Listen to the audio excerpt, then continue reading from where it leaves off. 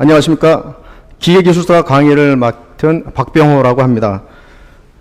저는 1995년 제44회 그때는 현재는 기계기술사가 기계공정설계기술사하고 기계제작기술사하고 합쳐져서 하나가 되었습니다만, 그때 당시는 제가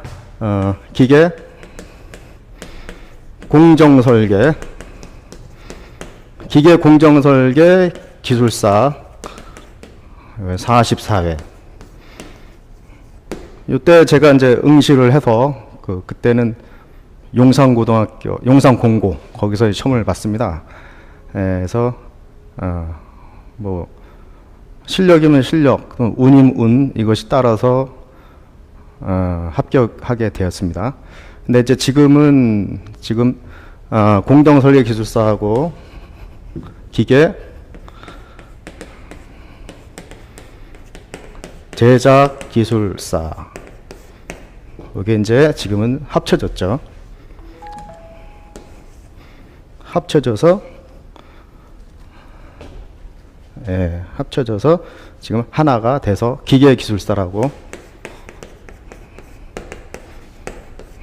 이렇게 되었습니다.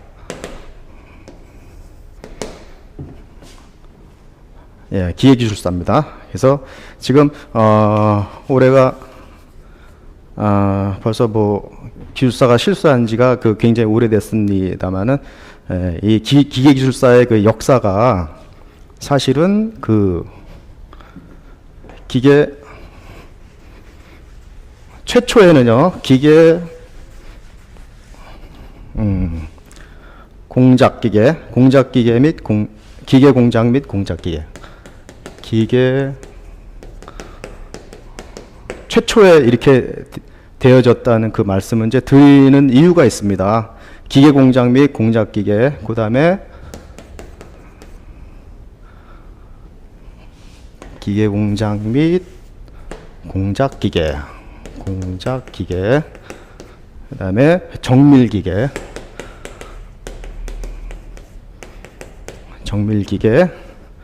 이렇게 1974년도에 이렇게 출범이 됐죠. 우리 기계 쪽에 기술사라는 것이. 그러다가 기계공작 및 공작기계, 그 다음에 정밀기계, 두 가지가 있다가 1979년도에 기계기술사의 기계공정설계, 공정설계가 이렇게 추가가 돼서, 그러니까는 이 두 가지가 74년도 이렇게 있었던 거고요. 이게 세 가지로 된 것이 79년도가 되겠어요. 그러고 있다가 1991년도에 이 세 가지가 아까 말씀드린 기계 제작, 그렇죠? 그 다음에 기계 공정 설계, 이렇게 1991년 또 왜 이렇게 두 가지로 나눠졌었죠. 그러다가 2010년에 이 기계 제작과 기계 공정 설계가 합쳐졌습니다. 기계 기술사, 이렇게 된 거죠. 그래가지고 이 얘기를 왜 히스토리를 이렇게 살펴봤냐면요, 이것은 용어의 변천사를 알고자 하는 게 아니라 우리가 이거를 한 이유가, 우리가 공부를 하고자 하려면 이런 분야를 다 섭렵을 해야 된다, 뭐 그런 말씀입니다. 실제적으로는 이 중에서도 가장 비중이 높은 것이 좀 이따도 이제 말씀드릴 건데, 여러분들이 대부분 알고 계시는, 어떤 분은 이것만 공부하는 분이 있습니다. 기계공작법, 기계공작. 요 분야가 가장 많은 한 60% 가까운 비중을 차지하면서 출제가 되는 그런 경향은 있습니다. 그런데 우리가 보시듯이 이렇듯이, 그리고 여기 보면 측정이라는 게 또 있어요. 정밀 측정. 이런 부분도 들어가서 이런 부분이 전부 우리 출제되는 범위. 그러니까 출제되는 범위라는 것은 우리가 뭐 출제가 되면은 풀겠지만은, 그쵸? 출제자들이 어떻게 출제가 될 수 있는지 그러한 모든 범위를 얘기를 해 주는 것입니다. 그런데 이렇게 쭉 보면은 사실은 우리 쪽에 기계 제작, 그다음에 공정 설계 이렇게 합쳐졌는데, 우리 기계기술사 쪽에 보면요, 실제적으로 합격률이 굉장히 낮습니다. 낮고, 그다음에 우리가 보통 요즘 면접 시험의 결과를 보면은, 면접은 보이지 않는 룰이 있어 갖고요, 한 33.3%, 그러니까는 9명을 면접했다 하면 3명 또는 2명. 근데 최근 몇 년 동안은 아까 얘기한 2010년 이후는 계속 33.3% 이렇게 면접에서는 합격률이 보이고 있습니다만은, 필기 시험에서는 이거보다 훨씬 낮아요. 낮은 이유는 우리 수험생, 우리 기계기술사가 되고자 하는 여러분들이 실력이 부족해서 라기보다는 실제적으로는 두 가지의 이유가 있습니다. 메인 이유가 두 가지가 있는 게, 하나는 뭐냐면은 범위가 굉장히 넓다 이겁니다. 범위가 넓다. 아까도 얘기했지만은 변천사에 있는 내용을 다 섭렵해서 그렇게 해서 공부를 하셔야 되거든요. 그 다음에 범위가 넓고, 또 하나는 뭐냐면은 우리가 실무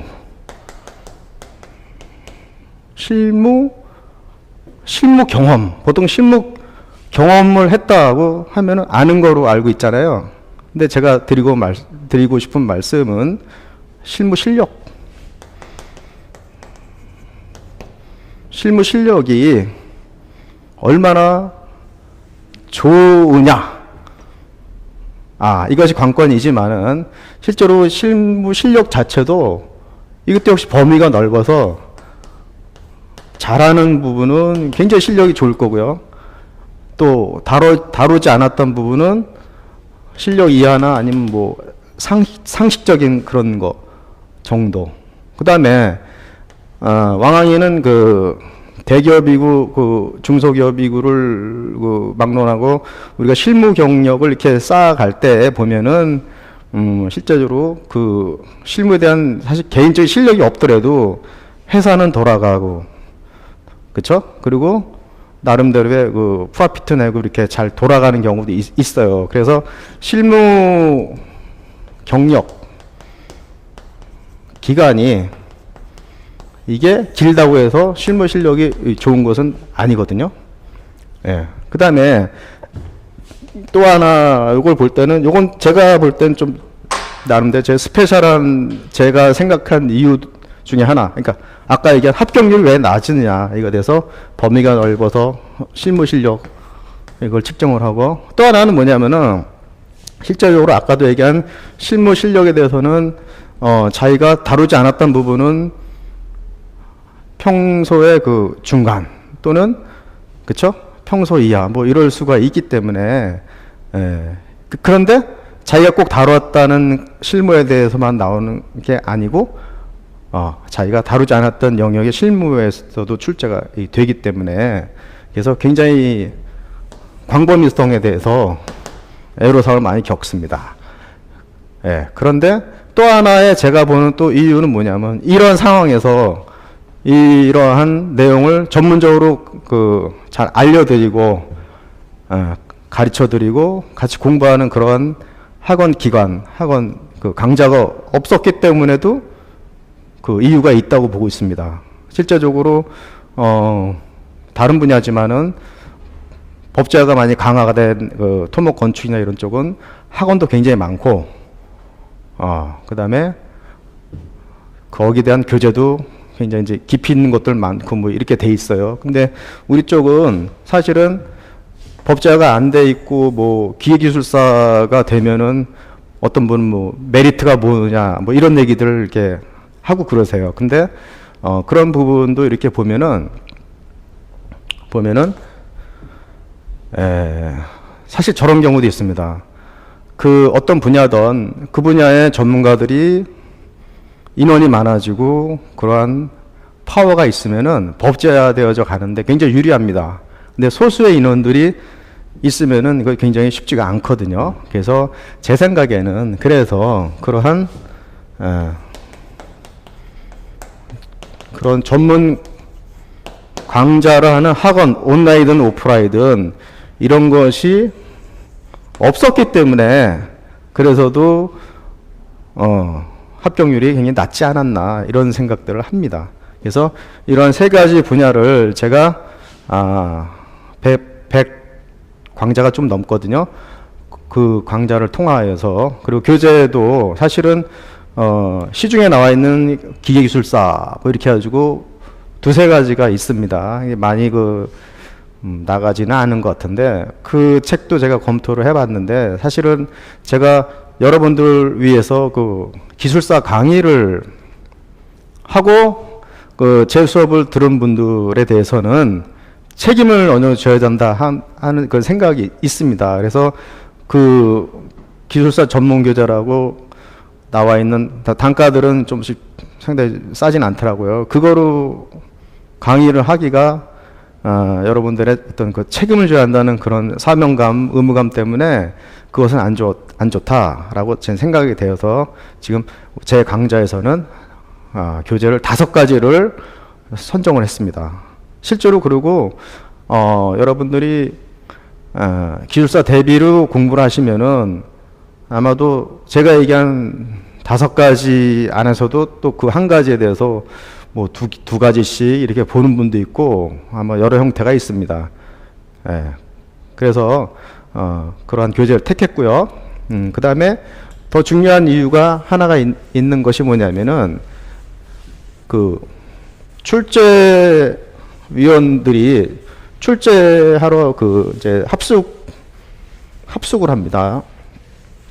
과거에는 토요일 날 가서 1박을 하고 이제 그날 출제를 하고 그 다음에 일요일 날 시험이 끝난 다음에 끝나는 시점에서 이제 다 합숙했다가 이제 나오고 그쵸? 흩어지는데 최근에는 그 2박 3일로 이렇게 바뀌어서 이게 출제를 하거든요. 하는데 그 출제 들어갈 때 있잖아요. 들어갈 때 수험서로 되어 있는 거 있죠. 어느 분야도 마찬가지요. 이런 거는 가져갈 수가 없고요. 그 다음에 수험서에서 출제를 못 합니다. 왜냐면은 출제 근거가 어디 있느냐 이게 쓰게 돼 있어요. 물론 이제 몇몇 문제에 대해서는 뭐 안 쓰는 경우도 있습니다. 가령 예를 들면은 실무에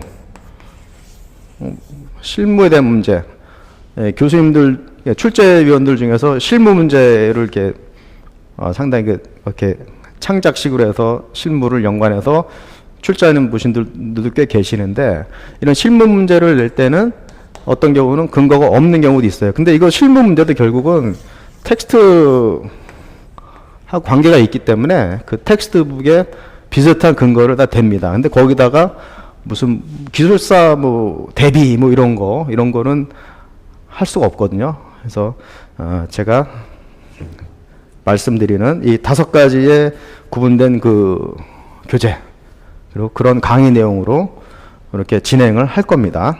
자, 그렇게 되면은 이 5가지가 뭔가 봅시다.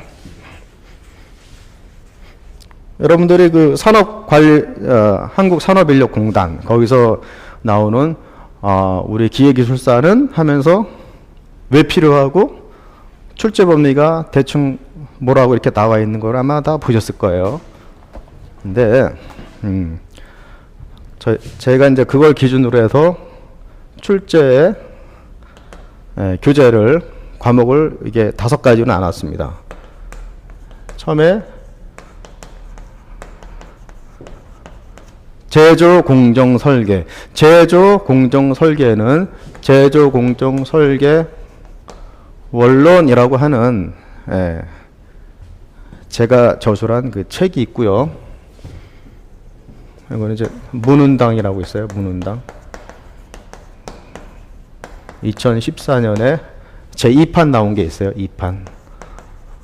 이거를 이제 보시면 되고, 그 다음에 기계공작법. 그 다음에 정밀 측정 공학. 그 다음에 2, 3, 4. 기계재료학. 기계재료학. 그 다음에 5번째는 공작기계. 그러니까 과목별 이 카테고리를 정한다고 할 때는 이 5가지가 메인이 되어져서 이 5가지를 가지고 공부를 하시는 게 굉장히 그 여러 가지로 체계적이고 그렇게 잡혀갈 수가 있습니다. 자, 그러면은 우리가 그 이 분야에 따라서 그 출제 경향, 출제 비중 이런 것을 알아보기로 합시다. 제가 이것을 그 10여 년도 그러니까 뭐냐면 우리 기계기술사라는 게 실행된 지가 2010년부터 됐으니까 2010, 2011, 2012, 2014 이렇게 쭉 가면서 이렇게 몇 년이 안 되죠, 그렇죠? 몇 년이 안 되는데 그런 거 하고 그 전에 2010년 이전에 기계 제작 기술사, 기계 공정 설계 기술사 이런 문제들, 그렇죠? 이거를 10년 이상치를 제가 분석을 했습니다. 해본 결과 이 데이터는 아마 어서 구하기가 쉽지가 않을 겁니다. 자, 이 공정 설계 있죠? 이게 토탈로 볼 때는 16%가 출제가 되었고요. 그 다음에 기계공작법에서는 58%. 이게 대부분이 기계공작법이죠, 그렇죠? 그 다음에 그 기계재료에서는 얼마냐면은 6%. 그 다음에 공작기계에서는 10%. 이게 공작기계에서 10%가 좀 높게 나타난 것이고 나온 거는 순수 공작기계가 아니라 조금 유사한 거를 이쪽에다 할애시켜서 그렇고요. 그 다음에 측정이라는 것은 사실 이 안에 집어넣어서 58%고요. 이 안에 측정 자체는 몇 퍼센트가 되냐면은 8% 이렇게 됩니다. 그 다음에 나머지가 뭐 몇 퍼센트가 나오겠죠, 그렇죠? 이렇게 되면은 58, 6, 10 이렇게 하면은 10, 64, 그렇죠? 74%, 요거 16 이렇게 하면은 80%죠, 그렇죠? 죄송합니다. 90%고 아더스가 10%가 되겠어요. 아더스 10%에는 뭐가 들어가냐면은 뭐 최적 설계, 그 다음에 생산 자동화, 그 다음에 뭐 자원 재활용이라고 있죠, 그렇죠? 자원 재활용에는 한 문제도 출제가 안 돼 있기 때문에 한 문제도 그렇기 때문에 어느 때라도 한두 개는 나올 수 있지 않겠나 이렇게 보고 있습니다. 여태까지로는 출제된 실적은 없고요. 앞으로는 계속 나올 수 있겠죠. 그 다음에 그래서 실제적으로 기계공작법 58%, 제조공정 설계 이쪽 16% 해가지고 이걸 합치면은 60, 70, 70%가 넘는단 말씀입니다. 사실은. 그래서 이것만 해도 잘해도 그쵸? 우리가 평균 60을 뭐 완벽하다면은 넘기가 이렇게 어렵지 않겠지만은 우리가 뭐 사실은 또 예기치 않은 그런 문제라든지 좀 그 당시 또 컨디션이나 여러 가지 따라 가지고 다 못 낼 수도 있기 때문에 높은 성적 근데 하기 때문에 다른 분야 요 분야도 신경 써서 이렇게 학습을 하셔야 됩니다. 자, 그런데 사실은 제가 이제 그 과목을 풀어 나갈 때 이 제조공정 설계 원론을 먼저 실시할 거고요. 먼저 실시를 할 겁니다. 강의를 하는데 요 공정설계 원론 이 책을 강의를 들어갈 때 그 시험범위라고 되어져 있는 그리고 그렇게 우리가 그 수험생 입장에서 공정설계라는 것을 이렇게 비중별로 할 때는 아까 16% 것밖에 안 됐잖아요. 근데 그런 부분이라기보다는 사실은 우리가 그 현업 실무에서 생산기술을 하고 있는 생산기술의 업무나 그 생산기술자들이 하는 업무 자체가 제조공정 설계를 기본으로 가져가고 있고, 제조공정 설계에서 나머지 뭐 기용작이라든지 여러 가지의 그 공정들이 나오기 때문에 사실은 처음에 그 제조공정 설계를 굉장히 중요하게 다루고 거기서 바로 감을 잡아가는 이 컨셉을 가져갈 겁니다. 왜 그런 거 하니? 우리가 그 기계과를 나와가지고 또는 다른 유사학과를 나와가지고 우리가 기계 관련된 일을 하다가 우리가 어느 정도 실무 경력이 되면 기술사에게 시험을 보고 하고 하는데 사실은 그 생산기술 한 분들도 있지만은 R&D라든지 이렇게 그런 쪽으로 해서 그 제품 설계 위주로 또 하신 분들도 있을 거예요. 근데 요즘은 양자를 모두 이렇게 그러니까 R&D 앤드 제품 설계 쪽의 개념이 있는 분들은 제조기술, 생산기술력을 어느 정도 갖추고 있으셔야 하고요.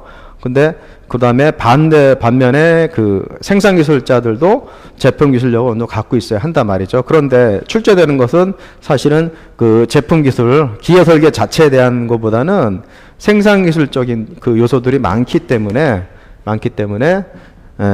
실제로 제조공정 설계 이 원론체 요 강의에서 그런 감을 잡으시고 전개적으로 나가는 거를 이렇게 하나하나 짚어나가기에 굉장히 유리합니다. 그래서 이 제조공정 설계 이 원론을 중심으로 해서 우리가 하나하나 짚어나갈 거예요. 그러니까 공정이라고 그러면은 어떻게 보면은 우리가 그 예를 들자면 아까 뭐 60%에 가까운 기계공정법이라는 거 이렇게 볼 때는 그 자체가 만약에 기계공정법 안에는 그쵸? 가공이 있을 거고 그 다음에 주조 그 다음에 뭐가 있죠? 소성 기계가공, 주조, 소정가공, 뭐 용접 무슨 뭐 열처리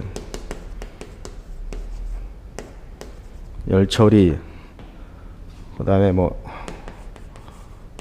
정밀 측정 특수가공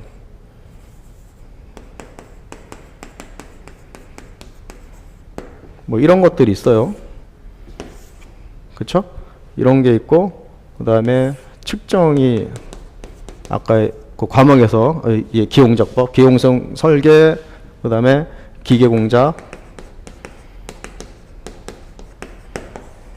그 다음에 측정공학 그 다음에 또 하나는 기계재료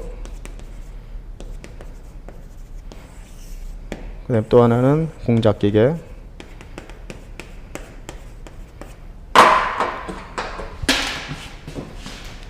공작기계, 기계재료, 정밀측정, 기계공작, 공정설계. 근데 제가 왜 공정설계를 가지고 메인으로 컨셉 잡아간다고 했느냐라고 하면은 이 공정설계 안에 그죠 프로세스, 그 공정이라는 거 이런 거를 얘기를 하는데 기계 공작에 있는 거는 대부분이 여기서 얘기할 때 있잖아요. 주공정이라고 했어요. 주공정에 대부분 해당되고요. 그 다음에 지원공정, 공정에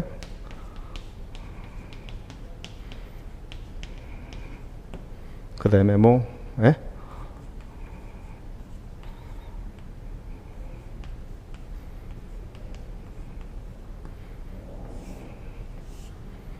뭐 이런 것들이 있어요. 뭐 기본 공정이라는 것도 있는데 이거는 소재되는 건데 기본 공정이 주공정 될 때도 있고 그 따로 분류할 때도 이렇게 있는데요. 지금 보면은 기용작부 있는 거 대부분이 이게 주공정에 들어가 있고요. 그 다음에 특정 이런 것들은 지원공정, 보조공정 이 안에 이제 들어간단 말이야. 경우에 따라서. 그 다음에 기계재료라는 거는 그쵸? 이 프로세스 가는 데 있어 가지고 공작물의 재료, 공작물의 재료를 어떻게 핸들링 할 것인지 이렇게 간단 말이죠. 근데 공작기계는 뭐죠? 이 대부분 이 주공정에 쓰는 그 기계들이란 말이죠. 그래서 이제 여러분들 이제 강의를 제 강의를 같이 하시면서 느끼겠지만은 우리가 이 공정 설계 요 강의에서 감을 잡고 나면은 다른 쪽 연관시켜서 이렇게 공부하고 이해하고 뭐 제가 요구하는 거는 저런 게 있어요. 체화라는 부분에서 엠바디 이런 얘기 쓰죠. 근데 이 몸으로 이 내용들이 흡수가 된다면은 그쵸? 우리가 어느 때서든지 이렇게 문제가 나오고 나의 실력을 측정한다면은 높은 점수를 받기가 굉장히 유리하겠죠. 그래서 그런 쪽으로 제가 개념을 잡아가면서 이렇게 강의를 드릴 거예요. 자, 그렇다면은 그 다음에 이제 시험 있죠? 시험 문제에 대해서 잠깐 말씀을 드릴게요. 자, 시험 문제가 과거에 제가 44회 기술사 그거 할 때는 그 당시에는 지금과는 굉장히 달랐죠. 다르고 그때는 정말로 뭐 세상에서 얘기하는 운빨이라는 거 있죠. 그런 게 많이 작용을 했습니다. 어쩔 수 없이. 왜냐하면은 범위가 넓고 출제된 문제가 어떨 때는 2문제, 어떨 때 3문제를 나와요. 지금은 선택해서 쓰게 이렇게 돼 있지만은 그래서 뭐 어떤 거 뭐 3문제 나왔는데 한 개가 50점 문제고 20점 문제고 뭐 30점 문제예요. 50점 문제 망치면은 거의 떨어진다고 봐야죠. 그래서 그러한 부분들이 굉장히 어떤 공정성이나 객관성이 떨어진다 해서 그것이 제도화가 김대중 대통령 계실 때 많은 게 바뀌었죠. 그때 이거 바뀐 건데 뭐냐면은 우리가 오전 시험을 보러 가면요. 오전, 오후 이렇게 시험을 본단 말이죠. 자, 보는데 이렇게요. 1, 2, 3, 4 교시를 봐요. 그렇죠? 그래서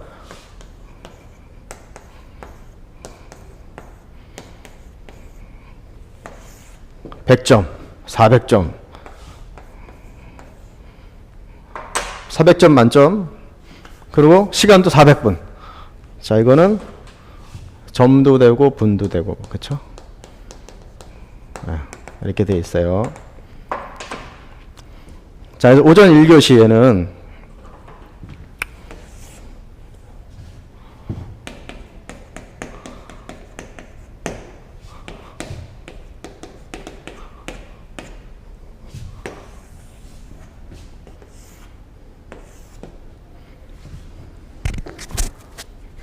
총 출제가 13개, 그쵸? 1교시에. 2교시, 3교시, 4교시는 각각 6개. 6개. 배점은 한 문항당 배점은 10점, 25점, 25점, 25점. 그리고 문제 푸는 숫자는 선택 10개, 4개, 4개, 4개 이렇게 선택을 해요. 곱하면 이제 그 100, 이게 다 맞으면 100점, 이게 다 맞으면 100점 이렇게 되겠죠. 자, 그런데 여기서 보면은 13개 문제는요, 그 13개를 문제를 내놓고 그 중에 10개를 골라서 씁니다. 그래서 어떤 책이나 다른 분들 얘기 들어보면 뭐 거기에 단답형 이렇게 얘기하는 사람도 있습니다만 단답형 문제는 대부분 없고요. 물론 출제할 때 보면은 단답형으로 해서 만약에 뭐 A에 구성되는 5가지 요소를 쓰시오 이렇게 하면은 5가지 요소를 5가지 A에 대한 5가지 요소가 1, 2, 3, 4, 5가 된다 하면 1, 2, 3, 4, 5를 쓰면 되는 거예요. A 요소 1, 2, 3, 4, 5 이렇게 5가지 쓰면 된단 말이죠. 그랬는데 또 너무 밋밋하게 되면은 거기다 간단한 설명을 한다 봐요. 1, 2, 3, 4, 5 쓰고 1은 첫째, 2는 둘째 이런 식으로 간단하게 쓰면 돼요. 이 10점 문제에서는. 여러분 어떤 분들은 이 10점 문제에서 막 굉장히 길게 쓰는 분이 있어요. 근데 그렇게 해봐야 10점이거든요. 그 웬만하면 근데 사실 10점 다 맞기 어려워요. 근데 핵심을 넣어서 우리가 답안지에 한 뭐 두세 줄 이렇게 쓰면은 10점 맞을 수도 있습니다. 근데 채점을 이렇게 하다 보면은 이렇게 한 문제당 이렇게 10점 다 맞는 경우가 많지가 않아요. 그러니까 그 핵심적으로 답을 잘 해야 되고, 그 다음에 4문제씩 나오는 이거. 그러니까 지금 1교시는 13문항에 10문항을 골라서 쓰게 돼 있고, 그 다음에 2, 3, 4교시는 각각 6문항에 4문항을 골라서 쓴다. 한 문항당 25점이다. 이렇게 돼 있죠. 근데 제가 아까 얘기했죠. 과거에는 50점짜리 한 문제가 있습니다. 그러면 그럼 몇 페이지 들어갈까? 답안 쓸 때 한 4페이지, 뭐 5페이지도 쓰고 막 그랬단 말이에요. 그런데 이 2, 3, 4교시에 대해서는 보세요. 자, 1교시는 10점짜리, 문항당 10점짜리예요. 그러면 10점짜리에 해당되는 답을 쓰면 되는 거고요. 그쵸? 길어봐야 5줄 못 넣습니다. 그리고 채점할 때도요. 쓸데없이 막 말을 많이 쓰면은 채점자들이 별로 안 좋아합니다. 그리고 쓸데없는 소리를 많이 쓰다가 실수하는 경우도 있고, 어떤 경우는 채점을 하다 보면은 이분이 답을 좀 맞게 쓰네 하다가 자꾸 이렇게 쓰여진 내용이 길고 하다가 읽다 보면은 이분 잘 모르네 이렇게 채점자들이 느끼는 경우도 있어요. 왕왕이. 그래서 어떤 경우는 그런 경우는 채점자들끼리 혼동이 와요. 앞부분만 이렇게 해서 길게 쓴 경우에 그 사람은. 그러니까 경우에 높은 점 줬는데 뒤로 막 읽다가 보면은 0 아닌 거예요. 그래서 어떤 분은 그걸 뭐 8점 줬는데 어떤 분은 3점, 2점 막 이렇게 준 사람도 있어요. 근데 채점 세 사람이 한단 말이에요.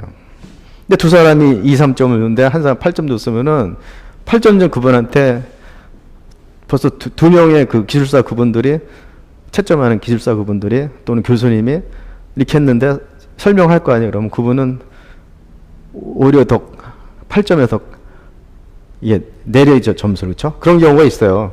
그러니까는 핵심적인 걸 잘 쓰셔야 되고, 어떤 분은 이렇게 채점하다 보면은 이게 거짓말이 좀 그런데, 그런 경우도 있어요. 분명히 그 분야에 대한 문제를 물어봤는데, 만약 이게 그 절사 가공에 대한 얘기를 물어봤는데, 그게 예를 들면 출제하는 그 시점에서 최신의 어떤 용어일 수도 있단 말이에요. 근데 이걸 모르면서 가공색으로 하는데 이 사람은 공작 구조되어서 막 쓰는 사람도 있었어요. 실제로. 그렇게 해서 거짓말이 되면은 채점자들이 그 사람에 대해서는 굉장히 안 좋게 그 다음 시간 채점 왜 알 수가 있느냐 하면은, 사실은 그 채점할 때 이름 가리고 하는데요. 필체들이 좀 다 달라요. 그 대체적으로 이렇게 보면 알 수도 있는데, 모르죠. 이제 우리가 이 기술사 강의도 하고 이러다가 사람들이 많이 늘어서, 채점 하시는 분들이 그 답안지, 거짓말을 쓴 그 답안지에 답안지 쓴 사람이 2, 3, 4교시에 누군지를 모를 수도 있겠지만은, 어쨌든지 그러한 거는 좀 비양심적으로 될 수 있기 때문에 그건 지양해야 되고요. 그 다음에 25점짜리로 나오는 네 문제 풀 때, 요거는 25점짜리, 그러니까 뭐냐면은 논문형이 아니고, 그쵸? 논술하라, 그쵸? 논술형이란 말이에요. 그러니까 옛날에 50점짜리 같은 거 자꾸 얘기하는데, 옛날에 서론, 본론, 결론, 향후 대책 이렇게 막 나가고 굉장히 좀 논문에 가깝게, 그런 에세이 가깝게 이렇게 썼는데, 25짜리 같은 경우는 사실 그럴 시간이나 그런 내용도 아닌 경우가 많아요. 그러면 25점짜리에 맞게 있죠. 그렇게 두 페이지도 좋고요. 한 페이지 꽉 채워도 25점 될 수도 있어요. 아니면 문제가 사실은 요구하는 문제 내용이 좀 간단하고 좀 요약된다면은 한 반 페이지 좀 넘어가는 수준에서도 좋은 선수가 나올 수가 있는데, 사실 근데 25점짜리는 사실 한 페이지는 거의 좀 채워줘야 되는 게 좀 좋습니다. 그게 채점하는 사람 입장에서 그게 이제 한 페이지가 될 수 있고 두 페이지가 될 수 있고 막 그래요. 그 다음에 우리가 2, 3, 4교시 문제를 쓸 때 우리가 반드시 이제 그림을 그려 설명하시오 이렇게 되면은 그림을 반드시 이게 놓아야 되는데, 그림을 그려 설명하시오라는 얘기도 없는데 그림을 그리다가 실수하는 분들이 있어요. 그 각도를 막 쓰는데, 그쵸? 공구각을 써라 막 이렇게 했는데 반대로 막 써요. 반대로. 그러니까 앞에 이러면 여유각이다 그러는데 위에 그 상명각에다 여유각 이렇게 써놓고 그러니까 이 사람은 암기시계 공부를 했던 거예요. 그러면 이 출제 정도 하러 올 정도의 교수나 기술사들은 그래도 나름대로의 경륜과 실력이 있는 분들인데, 오히려 이런 게 있어 이렇게 해서 이게 기술이 맞았는데 그놈의 기름 때문에 그림 때문에 기름이 아니고 기계하다 보면 이제 기름이 많이 나와요. 그런데 그건 다른 거고, 그 그림 때문에 감점을 당할 수도 있다는 이제 그런 얘기입니다. 그런 다음에 우리가 문제를 풀 때 있잖아요. 어떤 분은 이런 얘기를 합니다. 10문제 중에서 1교시 같아. 13문제 중에서 10문제를 하는데 10문제를 다 보기 어려우니까 포기하는 문제 3문제를 먼저 골라라. 이렇게 하는 분이 있어요. 사실 근데 13문제가 나오는데 포기하는 문제 3개 먼저 딱 가장 어려운 거부터 3개를 골라놓고 풀으려다 보면은 그 본인이 알고 있는 그 나머지 10문제가 본인이 알고 있는 수준에서 똑같이 알고 있진 않거든요. 그 나머지 6문제짜리들도 그래요. 그래서 이건 어떻게 하냐면 우선순위를 풀 수 없는 것부터 하지 마시고요. 프라이오리티를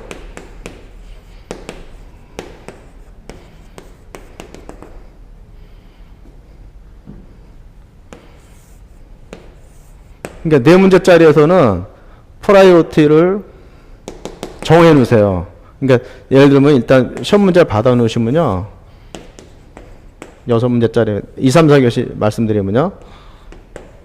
이게 나왔죠. 그러면은 내가 가장 잘 풀 수 있는 문제 같은 경우는 이렇게 해 놓으세요. 표시를. 그 다음에 이거 좀 풀겠다.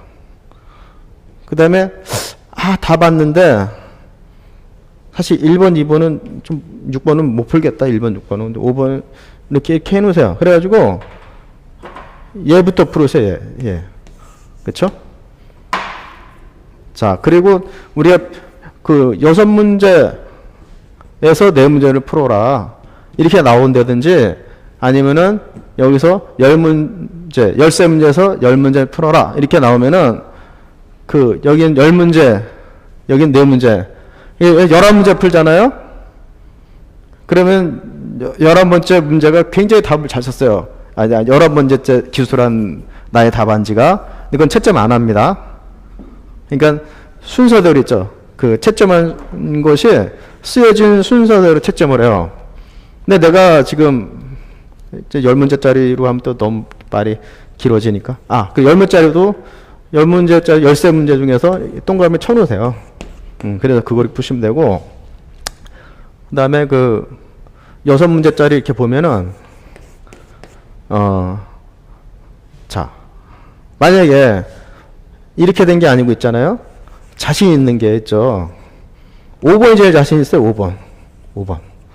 그러면은 답안지 쓸 때 5번부터 써도 돼요. 5번부터. 5번. 그 다음에 예를 들면 내가 풀어야 할 문제를 선택한 게 5번, 뭐 2번, 4번을 택했다. 아니, 2번, 4번, 5번, 2번, 4번, 5번, 6번을 택했다고 쳐봐요. 그러면 내가 가장 잘 풀 수 있는 게 5번이야. 그럼 5번 문제부터 쭉, 이거 확실히 써줘야 돼, 번호를. 네. 그 다음에 내가 4번을 또 잘 풀 것 같아요. 4번. 그 다음에 뭐 6번을 선택해줘. 6번 잘 쓸 것 같아요. 6번. 그 다음에 2번이 사실 좀 애매한 거였어요. 그럼 2번을 끝에 이렇게 써도 돼요. 자신 있는 것부터. 근데 우리가 알고 있는 수준이 이게 들쑥날쑥한 것이 그렇게 크지 않을 경우가 많기 때문에 순서대로 잘 써주는 게 좋습니다. 채점하는 분들이 여러분의 것을 채점을 하기 때문에, 그렇기 때문에 그 순서대로 하는 게 좋고요. 근데 이게 자기가 알고 있는 거고 차이가 많이 나면요, 이렇게 순서를 바꿔서 써도 돼요. 근데 문제는 6문제에서 4문제 쓰라는 거는 5번째 거는 채점 안 한다. 13문제에서 10문제 쓰라는 거는 내가 10문제보다 더 밑에 쓰는 그 답안지가 있으면 그 채점 안 한다. 이거를 중요하게 생각을 하셔야 됩니다. 자, 그래서 일단은 그리고 말이죠. 첫 강의를 좀 있어 끝낼 건데, 시험을 보다 보면 말이죠. 사실 힘듭니다. 뭐가 힘드냐? 체력이 힘들어요. 그래서 그날의 컨디션 이제 중요하죠. 체력 중요하죠. 그래서 그 시험 전날이나 이럴 때 보면은 뭐 무리해서 밤새도 공부하지 마시고요. 그 전에 그 다 이렇게 해놓고 마무리하는 며칠 전까지는 마음속에 정리를 하고 있잖아요. 그리고 하여튼 그 전날에는 그 체력의 컨디션을 조절을 많이 해야 됩니다. 그거를 염두에 두고 우리가 공부를 시작합시다. 그러면 다음번 요 강의에서는 우리가 공정설계 첫 부분을 이제 강의 들어가겠습니다. 이상입니다.